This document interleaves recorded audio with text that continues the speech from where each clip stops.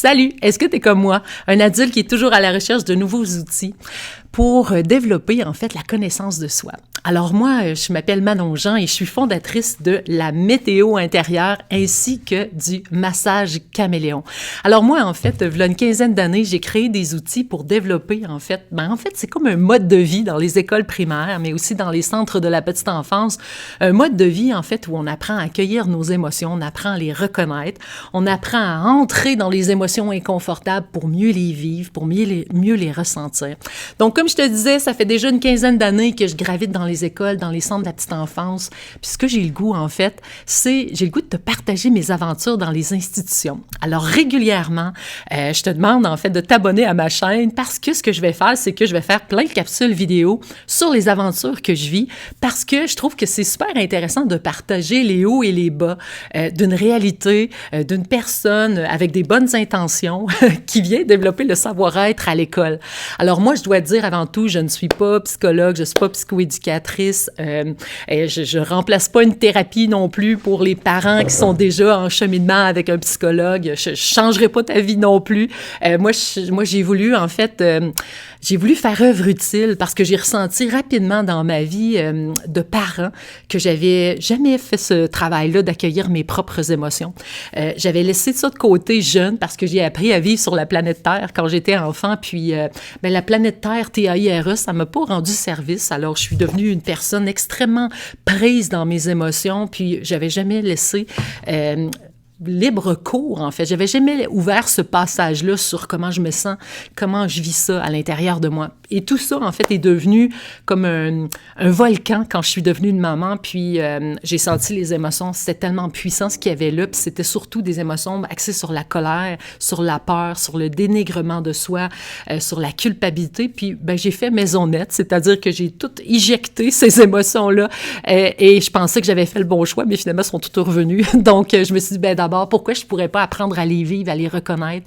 Pourquoi je pourrais pas aussi retourner à la base, c'est-à-dire retourner avec des enfants, accueillir aussi mes propres enfants, faire œuvre utile, en fait. Et c'est ça que j'ai fait bénévolement dans plusieurs écoles les premières années. Puis après ça, mon programme est devenu, en fait, avec des fondements scientifiques avec l'Université du Québec à Trois-Rivières, en partenariat avec Dr. Colette Jourdan-Ionescu et Marie-Gabrielle l'Italien Petitgrou. Alors moi, quand je vous parle de la météo intérieure, je sais que je suis pas une psychologue, je suis pas une docteur en neurosciences, quoi que ce soit, mais je vous dis que j'ai beaucoup d'expérience terrain.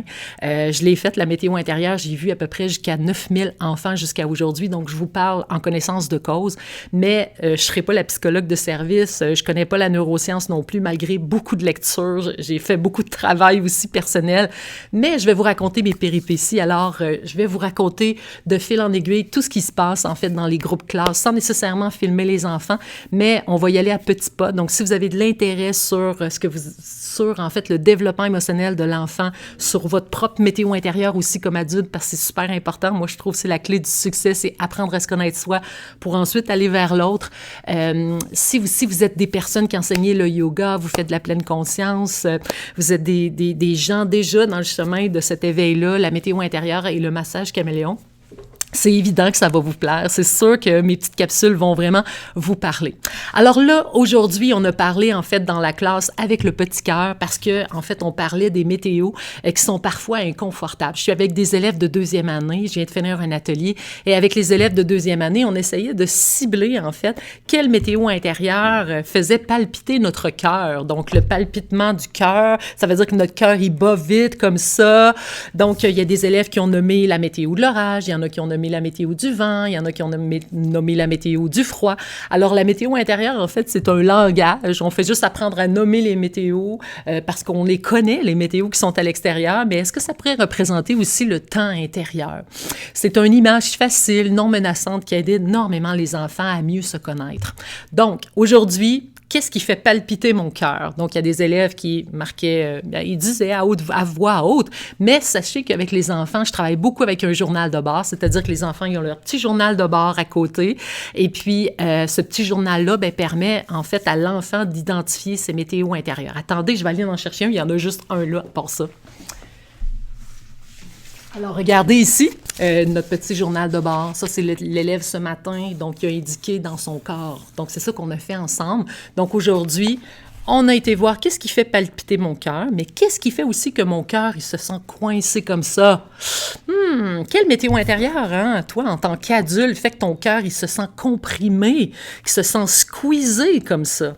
Bonne question. Hein? Est-ce que c'est la météo du froid? Est-ce que c'est la météo du vent? Est-ce que c'est la météo de l'orage? Qu'est-ce qui fait que ton cœur est compressé comme ça? Maintenant, qu'est-ce qui fait aussi que ton cœur, il se sent déchiré? Hey, les enfants, à l'unanimité, là, c'était toute la pluie, la tristesse de perdre quelqu'un, de voir la séparation des enfants qui vivent des choses particulières, des fois dans leur milieu familial, mais aussi avec leurs amitiés, cœur déchiré, en fait. Donc, c'est ça que j'avais à te partager aujourd'hui. Réfléchis sur les météos intérieures, comment tu les vis, comment tu les ressens, qu'est-ce qui fait que ton cœur palpite, se déchire, se coince.